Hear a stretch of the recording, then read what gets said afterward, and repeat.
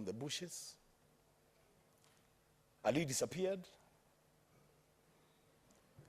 They attempted to attack the motorcycle rider, a young man who took off. Mati was not lucky. They literally chopped off his head from his body.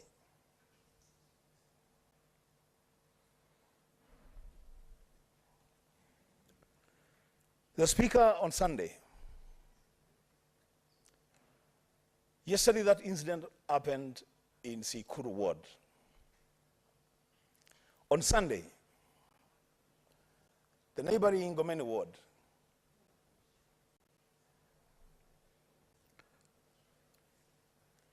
these Kamoadas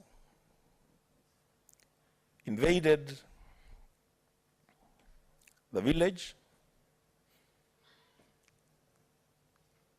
and attempted to kill a man called Mutia. If the senator, the nominated senator of ODM, Madam Siengo, will get an opportunity to contribute to this motion, she will tell you this house that that is actually a relative. Mutia managed to escape, but with a deep cut in the neck. On the same day in the night, the others opened fire, were shooting aimlessly to scare away villagers, and they succeeded. The entire village of Mandongoi, people, women, children, men, went to spend the night in the bush. The following day, which was yesterday, the Mandongoi Primary School did not open because kids were scattered all over the bush. Teachers have already written to be allowed to move from that region. Mr. Speaker, what I'm talking about today is not any different from the experiences of colleagues in this house representing their counties in Marsabit, in Samburu, in Taita Taveta, in Baringo, the Speaker in Tana River. The Speaker, the question that these senators are asking and the question that the people of Kitui County are asking is, are we children of a lesser God? Are we being invited into this country and live at the mercy of these people that own animals that they cannot contain in their own land, on their own farms? The Speaker, it will go on record, and I want to repeat this. I've said before, because I appeared before the NCIC the other day, and I told them, and I want to repeat it here, that perhaps it is time that we should have a conversation about the effectiveness of some of these commissions that we put in place. Whether the national cohesion really is still relevant to a situation. So, Speaker, once you frame a question badly, then chances are that you'll come up with a very wrong prescription. We have never had a conflict between the people of Ukambani and the people of Somali origin. Mr. Speaker, I want that point to sink and sink well. That the Kamba community and the Somali community are not in conflict. That what problem we suffer today is a problem of camel herders who invade our farms and kill our people with impunity. But Mr. Speaker, because this message that does not seem to be understood where it should be understood, I fear, Mr. Speaker, and I must say this on the floor of this Senate, I fear that in very few days, the conflict that we have always tried to avoid may eventually happen. And when that happens, as Speaker, it will be very, very difficult for anyone to deal with that situation. Now we have an opportunity, as the Senate of the Republic of Kenya, to put an end, Mr. Speaker, to this menace. We have an opportunity, Mr. Speaker, to ensure that people in the counties that are affected by these camel herders are protected by the law. We can't have a situation, Mr. Speaker, that a small group of people ignites national tension, which has a potential of skyrocketing into national conflict. Mr. Speaker, as I conclude, in international law, and we have lawyers in this house, there is something called the responsibility to protect.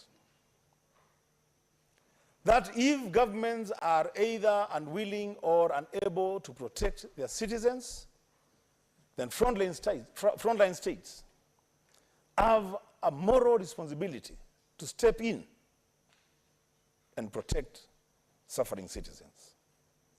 The Speaker, closer home,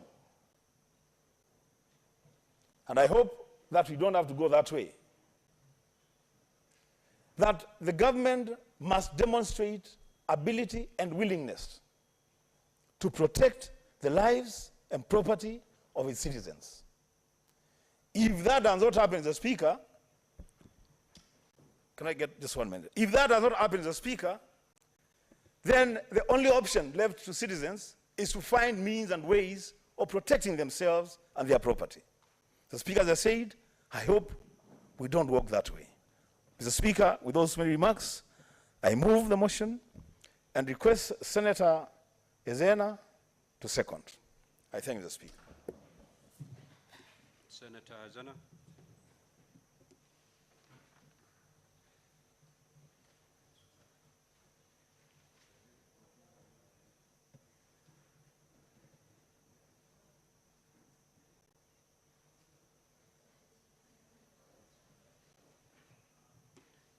If it's not working, you may come to the dispatch.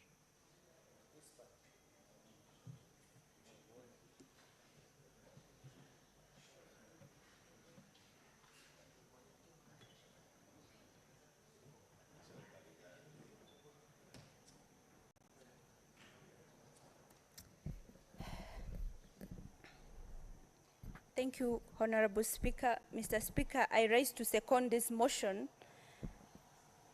in adding my voice. Mr. Speaker, the people of Kitui, the citizens of Kenya, are legitimate citizens of this country. And for that matter, just like the people in Samburu County and other parts of the rural marginalized parts of Kenya, deserve protection from the government. And Mr. Speaker, like the Liberian people say, that if the townspeople are happy, you have to look for their chief. It is clear that the Kenyans are not happy, and it is clear that the people in these towns are not happy. And it is also clear that the administration of the day has more to tell us about the hot air, because we have been receiving promises as the rural region of this country that security is going to be tackled with speed, but it turns out it's been nothing but hot air. Mr. Speaker, we have witnessed rampant insecurity in the city, in the capital cities and the urban centers of this country. And we have seen the administration moving with speed, together with the relevant security authorities. But we are not seeing them moving with the same speed to curb the insecurity in the rural areas. Mr. Speaker, the people of Kitui cannot be butchered like flies, and neither should the people of Samburu County or Turkana County be killed like flies as if we do not have a functional administration. Mr. Speaker, the people of Kenya in the rural areas are not voting robots whose usefulness ends the very moment a new president is in office. They are citizens deserving of protection, deserving of security, and the government must prove that it can protect its citizens before sending our forces to DRC Congo. Mr. Speaker, these rural counties already face implicit forms of disadvantages, from marginalization through development, and some are dated as far back as historical injustices. Mr. Speaker, when you threaten a people's livelihood, you are threatening their extinction. And if the government has a plan to wipe off some counties and communities, they should tell us. Because most of these people affected by insecurity in the northern, northeastern of Kenya and the lower eastern are minority communities already. I reiterate that the national government and its security forces must provide citizens with sufficient security and with immediate effect. It should be a conscious effort aimed at providing security in rural areas, just like in the urban areas. And I'm challenging my colleagues on the other side of the floor, that they normally say, when a king has good counselors, his reign is peaceful. You are the people we depend on reaching directly to the chief Asla to help us join hands with our side and ensure that there is security in the rural areas equally with the same speed that they are doing in the urban centers.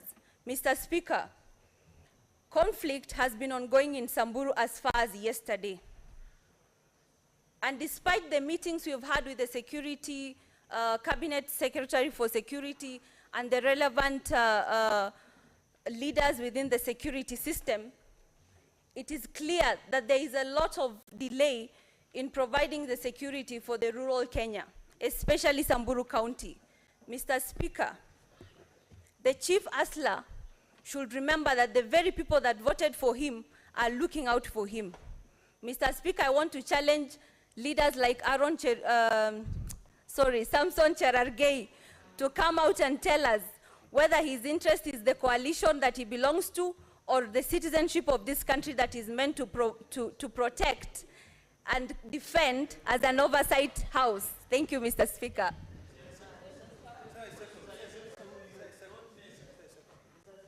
And I second this motion, Mr. Speaker. Thank you.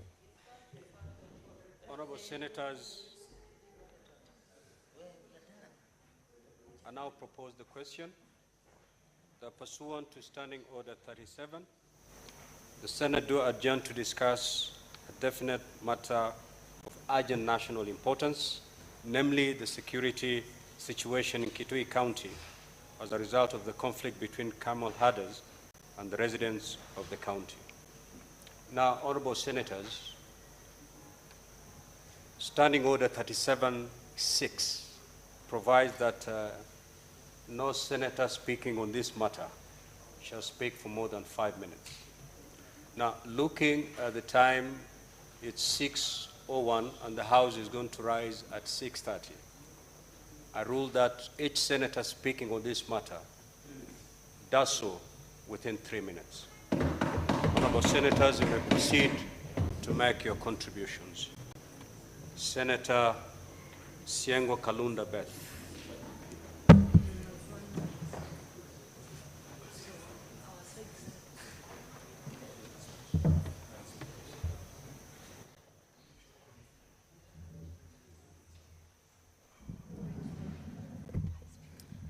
Thank you, Mr. Speaker, sir.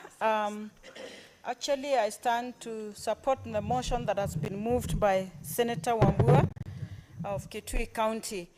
Talking of the situation in Kitui County and other parts of other rural parts of this country, the insecurity that is being witnessed is so much, and it must be worrying.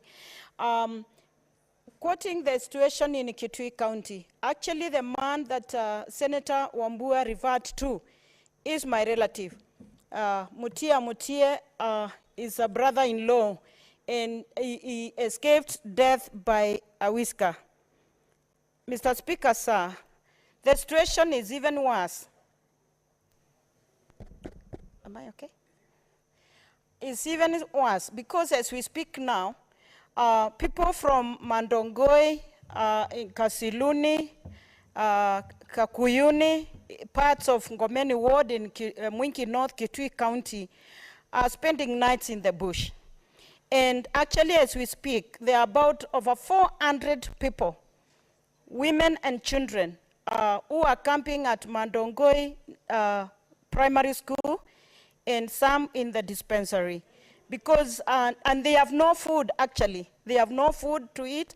This morning, I had to donate food and send some people from my area or from my home to send to those people who are really suffering because they have not eaten for about 3 days.